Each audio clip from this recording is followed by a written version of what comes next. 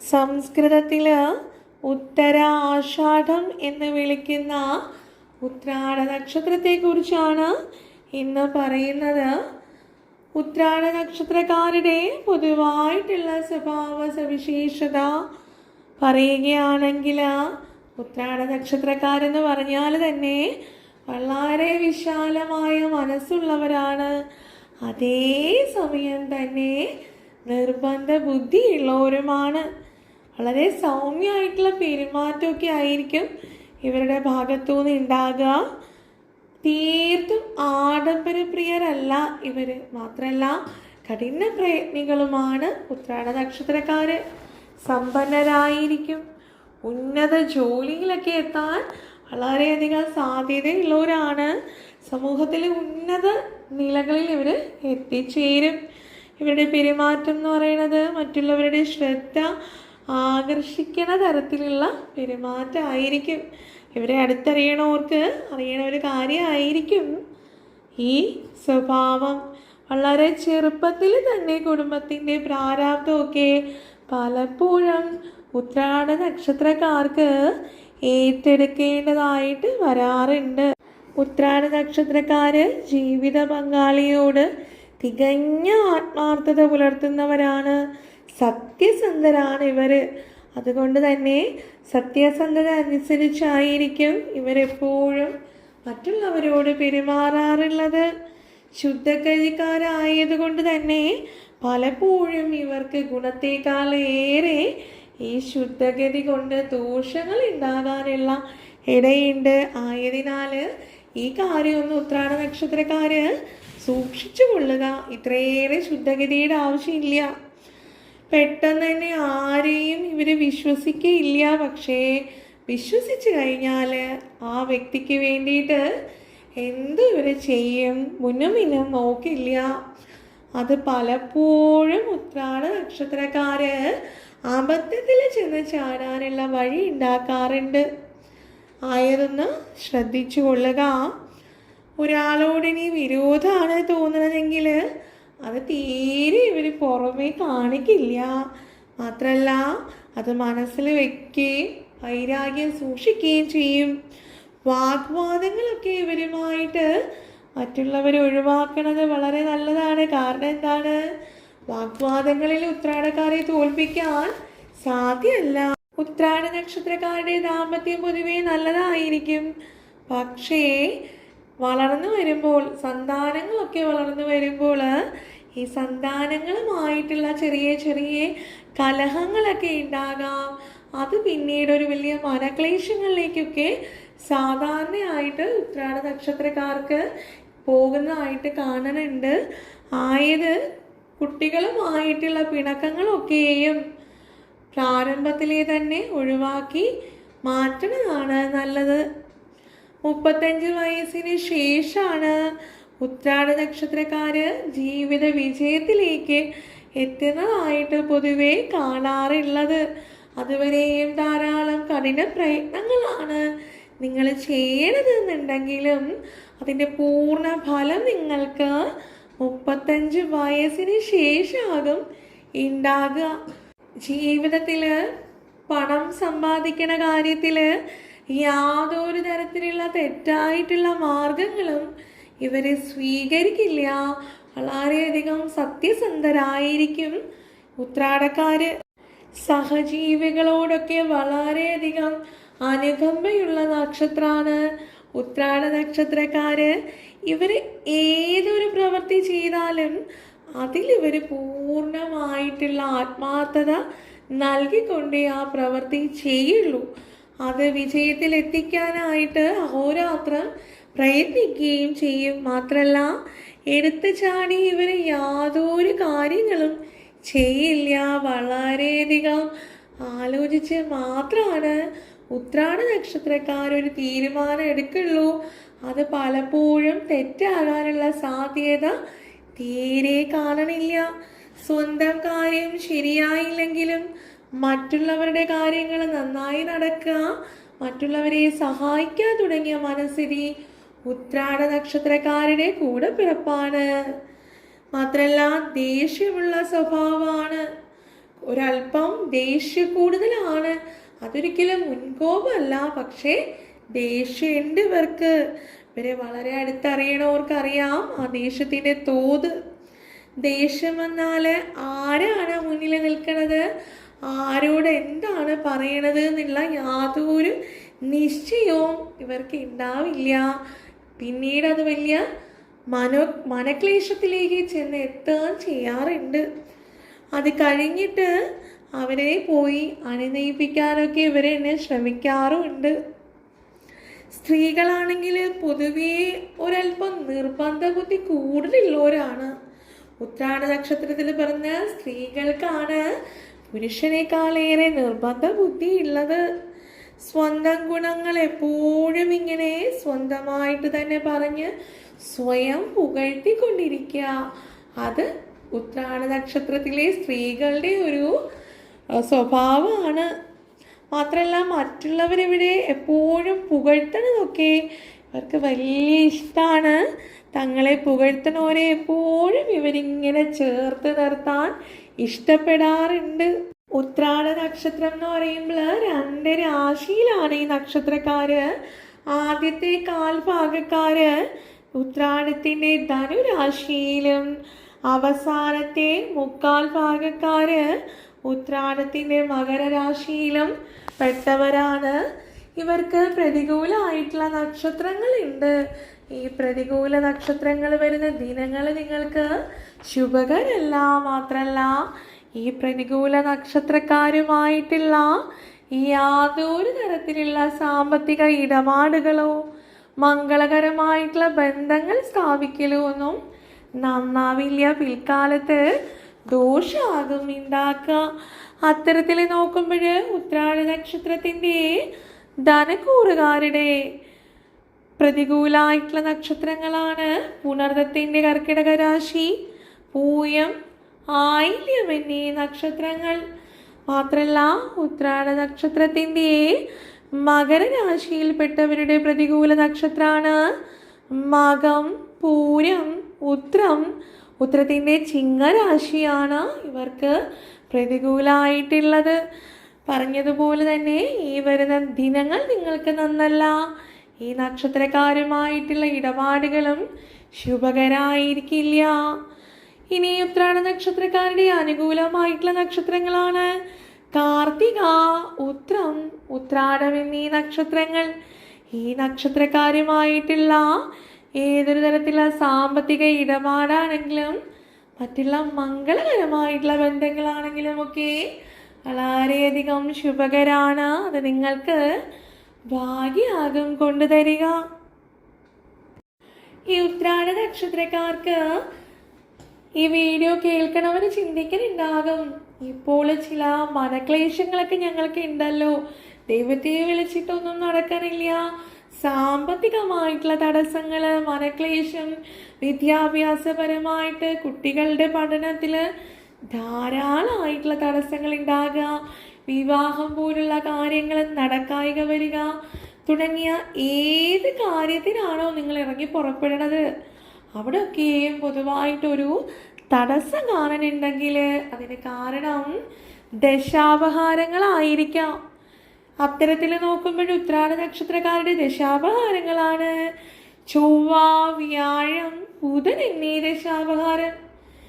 ഈ ദശാപഹാരങ്ങൾ വരുമ്പോൾ ദശാപഹാരങ്ങൾ എപ്പോഴും നമുക്ക് അനുകൂലമായിട്ടാണ് നിൽക്കേണ്ടുന്നത്. ഇവ പ്രതികൂലമായിട്ട് നിൽക്കുമ്പോഴാണ് ഇത്തരത്തിലുള്ള തടസ്സങ്ങളൊക്കെ നമുക്ക് ഉണ്ടാവണത്. അത്തരത്തിൽ തടസ്സങ്ങൾ ഉണ്ടാകുമ്പോൾ നമ്മൾ തീർച്ചയായിട്ടും അത് മനസ്സിലാക്കിക്കൊണ്ട് പരിഹാരങ്ങൾ ചെയ്യണം. അത്തരത്തിൽ പരിഹാരങ്ങൾ ചെയ്താൽ ദശാപഹാരങ്ങൾ നമുക്ക് അനുകൂലമാക്കി മാറ്റാൻ തീർച്ചയായിട്ടും സാധ്യമാണ്. അപ്പോൾ ഉത്രാട നക്ഷത്രക്കാർക്ക് ചൊവ്വയാണ് നിങ്ങളുടെ ദശാപഹാരെങ്കിൽ നിങ്ങൾ പ്രാർത്ഥിക്കേണ്ടുന്നത് സുബ്രഹ്മണ്യ സ്വാമിയെയാണ്. സുബ്രഹ്മണ്യ ഭഗവാനെ മനസ്സുരുകി അങ്ങോട്ട് പ്രാർത്ഥിക്കുക. പറ്റുമെങ്കിൽ വീടിനടുത്ത് സുബ്രഹ്മണ്യ ക്ഷേത്രം ഉണ്ടെങ്കിൽ അവിടെ പോയി ഭഗവാനെ ദർശിക്കുക, ഭഗവാനോട് മനസ്സുരുകി തടസ്സങ്ങളൊക്കെയും പറഞ്ഞ് പ്രാർത്ഥിക്കുക. കൂടാതെ ഭഗവാന് പനിനീരഭിഷേകം കൂടി നടത്തണം. ചൊവ്വാഴ്ച ദിനങ്ങളിൽ ക്ഷേത്ര ദർശനാണ് ഏറ്റവും ശുഭകരമായിട്ട് ഉള്ളത്. ചൊവ്വയുടെ ദോഷങ്ങളൊക്കെയും മാറി ചൊവ്വ നിങ്ങൾക്ക് അനുകൂലമായിട്ട് മാറും. ഇനി ഉത്രാട നക്ഷത്രക്കാർക്ക് വ്യാഴാണ് ദശാപഹാരെങ്കിൽ നിങ്ങൾ പ്രാർത്ഥിക്കേണ്ടുന്നത് മഹാവിഷ്ണുവിനെയാണ്.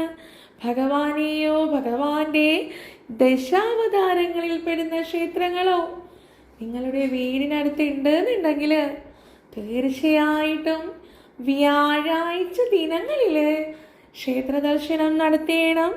ഭഗവാനെ മനസ്സുരുകി പ്രാർത്ഥിക്കുക, ഭഗവാന് പുഷ്പാഞ്ജലി കഴിപ്പിക്കുക. തടസ്സങ്ങളെല്ലാം നേരിട്ട് പറഞ്ഞ് ഭഗവാനോട് അപേക്ഷിക്കണം. വ്യാഴത്തിൻ്റെ ദശാപഹാരം പ്രതികൂല സ്ഥാനത്തുനിന്ന് നിങ്ങൾക്ക് അനുകൂലമായിട്ട് ഭഗവാൻ മാറ്റിത്തരുമെന്നതിൽ യാതൊരു സംശയവും വേണ്ട. ഇനി നിങ്ങൾക്ക് ബുധൻ്റെ ആണ് ദശാപഹാരം ഉണ്ടെങ്കിൽ, ബുധൻ ദശാപഹാരമായിട്ട് വന്നാൽ ഉത്രാട നക്ഷത്രക്കാർ പ്രാർത്ഥിക്കേണ്ടുന്നത് ശ്രീകൃഷ്ണ ഭഗവാനെയാണ്.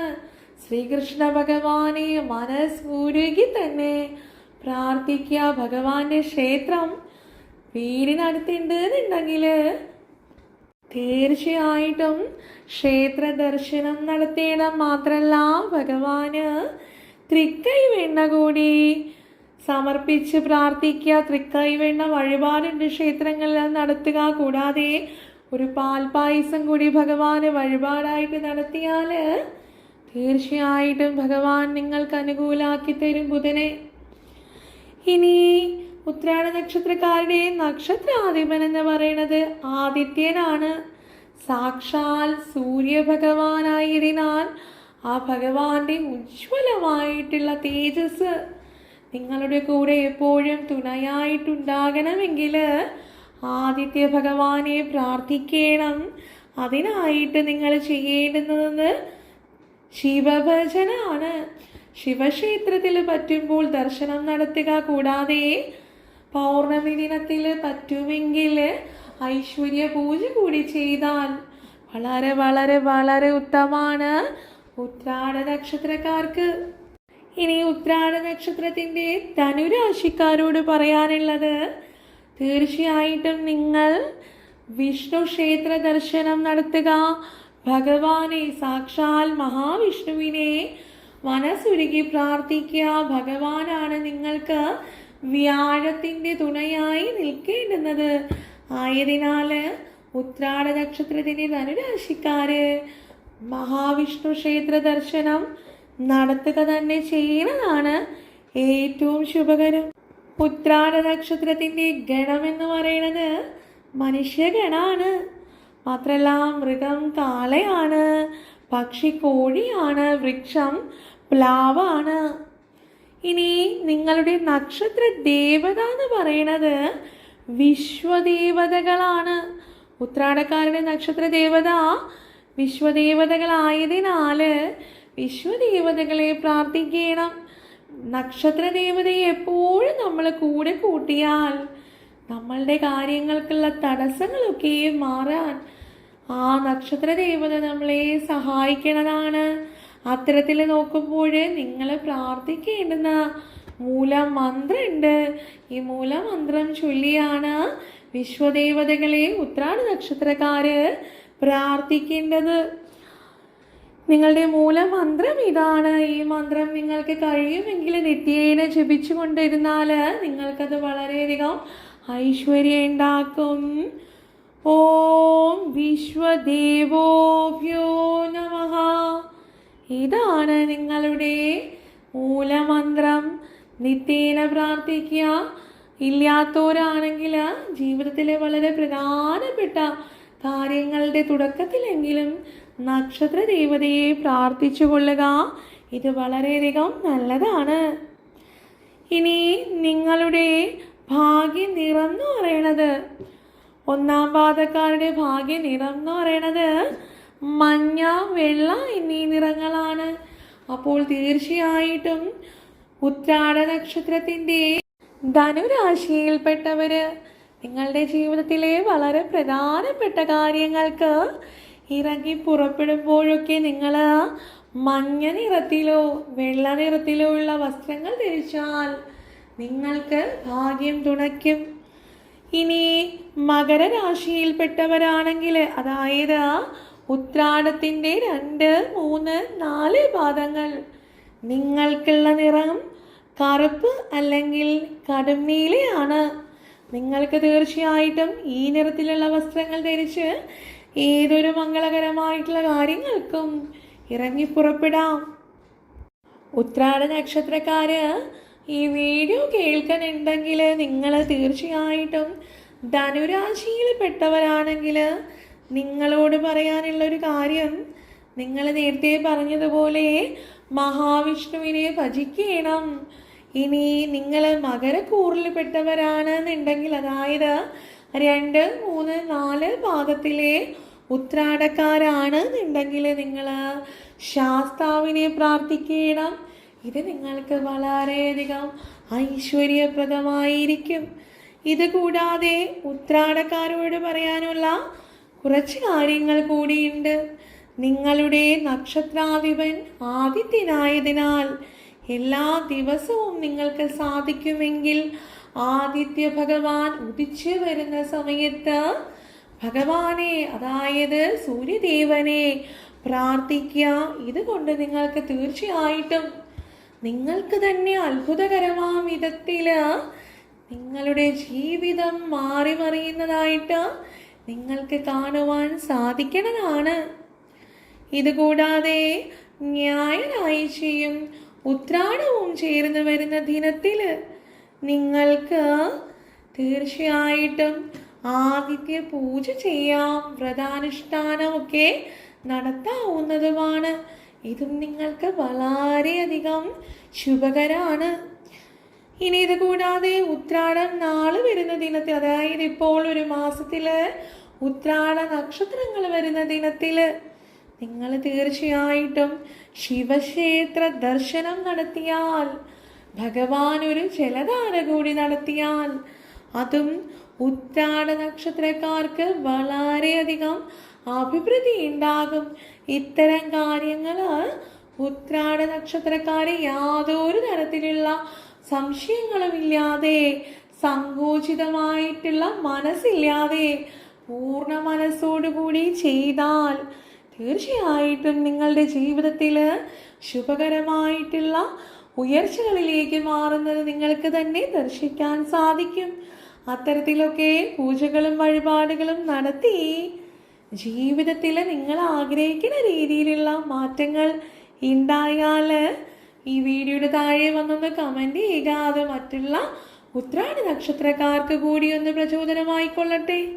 മാത്രമല്ല, നിങ്ങൾക്കുള്ള സംശയങ്ങളും വന്ന് ചോദിക്കുക, തീർച്ചയായിട്ടും മറുപടി തരുന്നതാണ്. അപ്പോൾ ഇത്രയുമൊക്കെയാണ് ഉത്രാട നക്ഷത്രക്കാരെ കുറിച്ച് പറയുവാനായിട്ടുള്ളത്.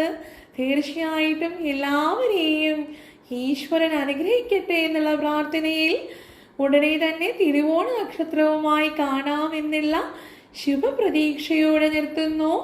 നന്ദി, നമസ്കാരം.